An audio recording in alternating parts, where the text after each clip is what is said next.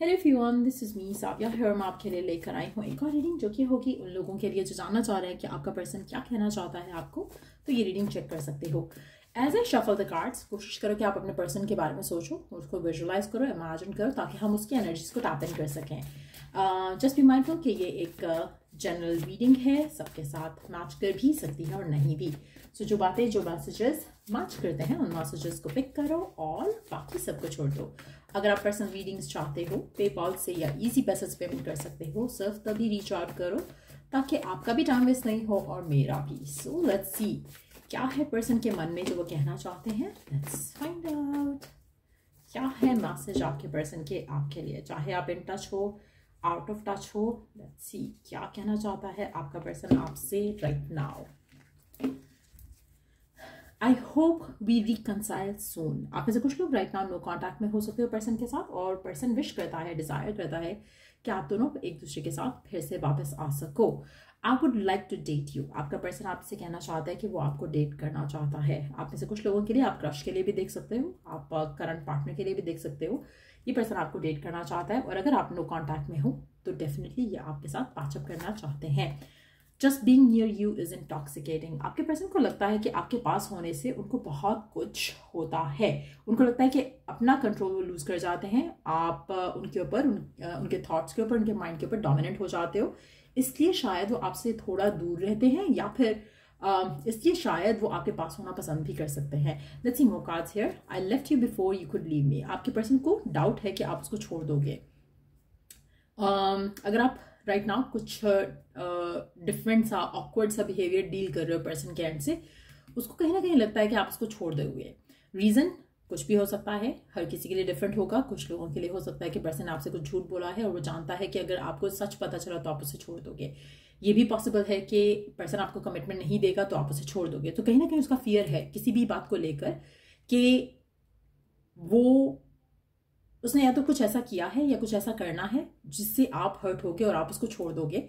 और इस फियर की वजह से शायद वो आपको आपके छोड़ने से पहले ही छोड़ दे या छोड़ चुका है। आप में से कुछ लोगों के लिए हो सकता है कि पर्सन ने ऑलरेडी आपको घोस्ट आउट कर दिया है, और रीजन उसका ये है कि उसको फियर था कि आप उसको छोड़ ही दोगे ultimately.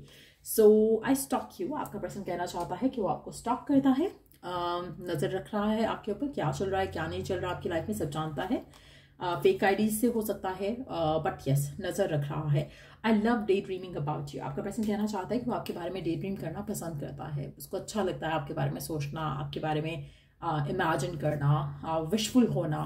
Our connection is one of a kind. I know आपका पर्सन जानता है कि कनेक्शन काफी स्पेशल है, is one of a kind of a connection. Let's see more cards. I am returning back to you.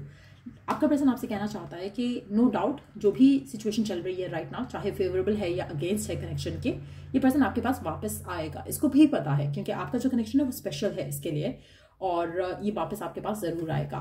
You always push the wrong buttons. आपका person कहीं ना कहीं जानता है कि आप और उनके दरमियान में काफ़ी रेजिस्टेंस, एक फ्रिक्शन सी रहती है एक दूसरे को लेकर। कहीं ना कहीं आप दोनों की जमती नहीं है, आप एक दूसरे को अंडरस्टैंड नहीं करते हो।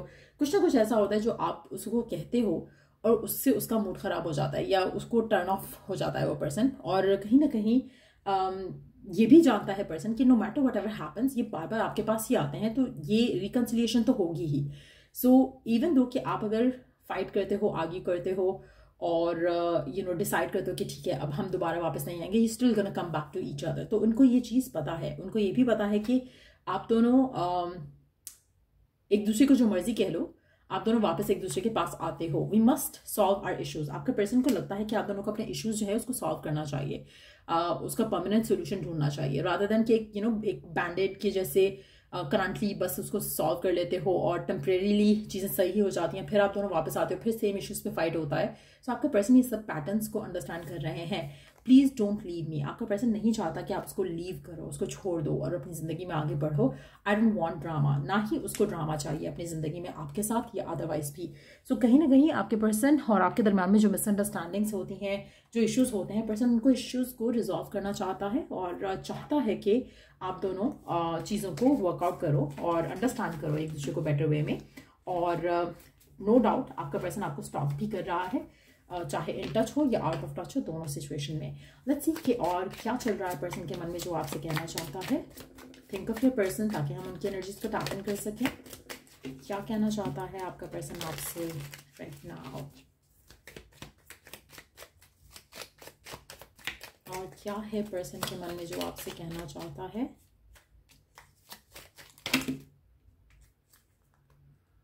Okay, let's take all these cards. Strength, ego. आप में से कुछ लोगों के लिए 8 नंबर काफ़ी सिग्निफिकेंट हो सकता है। आपका पर्सन हो सकता है कि फाइनेंशियली आपसे बहुत ज़्यादा स्ट्रांग हो, और वाइस वर्सा। आप में से एक पर्सन बहुत स्ट्रांग है और थोड़ा ईगोइस्टिक भी है। कहीं ना कहीं आपका पर्सन जानता है कि ऐसा कुछ है, आप दोनों के दरमियान में फाइनेंशियल डिफरेंसेस हो सकते हैं, जिसकी वजह से आपका कनेक्शन इन्फ्लुएंस हो रहा है in a negative way. At the same time person इस कनेक्शन को ग्रो करना चाहता है आपके साथ। Let's see, I am too afraid to talk, number 7 significant हो सकता है यहाँ पर। अच्छा, एक और चीज़ लग रही है कि कुछ ऐसी इश्यूज हैं फाइनेंशियल मैटर्स को लेकर, कुछ ऐसा है जो कि आप दोनों के दरमियान में इशू बन रहा है, ब्लॉक बन रहा है। आपके person is afraid to talk about you to their family, या फिर वो आपसे भी ओपन अप करने के लिए डर रहे हैं कुछ रीजंस की वजह से। I am open to compromise, number 2।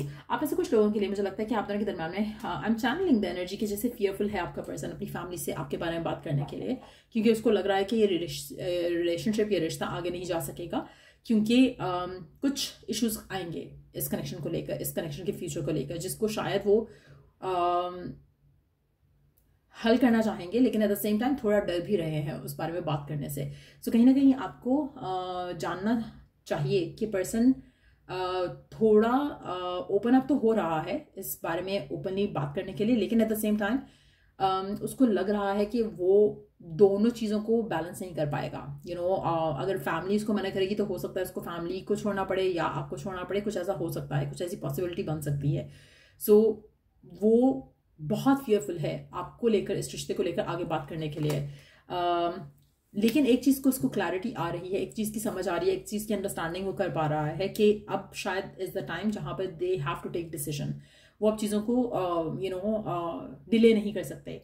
They have to deal, they have to decide. आपके पर्सन क्रॉस रोड पे हैं, उनको डिसाइड करना ही पड़ेगा। ऐसा नहीं है कि वो कुछ चूज़ ना करें, ऐसा नहीं है कि वो चीज़ों को ऐसे ही लटका कर रखें कि चलो देखा जाएगा, जब वक्त आएगा देखा जाएगा। तो वो जानते हैं कि अब वो टाइम आ चुका है where they have to decide. I meant what I said. आपका पर्सन कहना चाहता है कि उन्होंने आपसे जो भी आज तक प्रॉमिसेस किए हैं या जो भी कुछ कहा है आपको, they mean what they said. तो अगर उन्होंने आपसे प्रॉमिस किया था कि when the time comes I will talk to the family, तो ऐसा हो जाएगा, आपको वरिड होने की ज़रूरत नहीं है। यस, अगर उनको कंप्रोमाइज भी करना पड़ा तो कंप्रोमाइज करेंगे इस कार्ड के अकॉर्डिंगली, ठीक हो क्या। The next card is I could be your hero baby, number 6 could be significant. आप ऐसे कुछ लोगों के लिए मुझे लगता है कि आपके पर्सन को लगता है कि they can make things happen, और वो चाहते हैं कि अगर आप उनको ट्रस्ट करो तो ये रिलेशनशिप को वो they can make things happen. They can be your hero. They can be your guy, your whatever. You make me want to do bad things. Number 15 could be significant. 2 could be significant. 7, 5, 6, 1 could be significant. अच्छा, आप में से कुछ लोगों के लिए मुझे लगता है 15 नंबर भी significant हो सकता है, but at the same time ऐसा लग रहा है कि आपके पर्सन जानते हैं कि आपके प्यार में आकर उन्होंने ऑलरेडी बहुत कुछ ऐसा किया है जो कि शायद they didn't want to do, और अब भी वो जानते हैं, मानते हैं कि अब भी वो इस सब के लिए रेडी रहेंगे। This love scares me, number 11 significant हो सकता है। अगैन आपके पर्सन को लगता है कि जो प्यार है ना वो काफ़ी डरावनी चीज़ है, बहुत कुछ ऐसा करना पड़ता है जिसके लिए आप रेडी नहीं होते, और they are somehow prepared. Light, ये पर्सन आपके प्यार को लेकर, इस रिलेशनशिप को लेकर बहुत ज़्यादा पॉजिटिव फील करता है। इसको लगता है कि ये वो रोशनी है इसकी ज़िंदगी की जिसको ये कभी ख़त्म नहीं होने देना चाहते। तो डेफिनेटली पर्सन आपको चाहता ज़रूर है। डिफ़िकल्ट सिचुएशंस हो सकती हैं जिसको आप डील कर रहे हो मिलकर, लेकिन at the same time person would want to work it out.